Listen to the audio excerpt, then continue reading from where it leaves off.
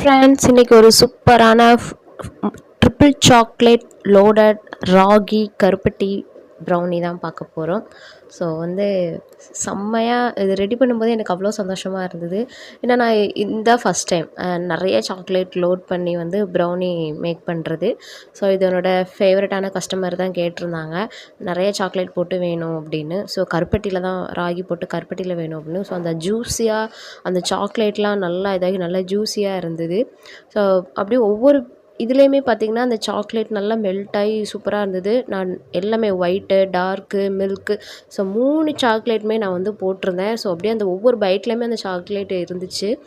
So அந்த ஒவ்வொரு பீஸ்லேயுமே அழகழகாக இருந்துச்சு. ஸோ வெயிட்டுமே போட்டு அழகாக அவங்களுக்கு பேக் பண்ணி சூப்பராக கொடுத்துட்டேன். ஸோ இவங்களுக்கு அதாவது நான் ஒரு ஃப்ரீ கிஃப்ட்டுமே உங்களுக்கு வச்சுருந்தேன்.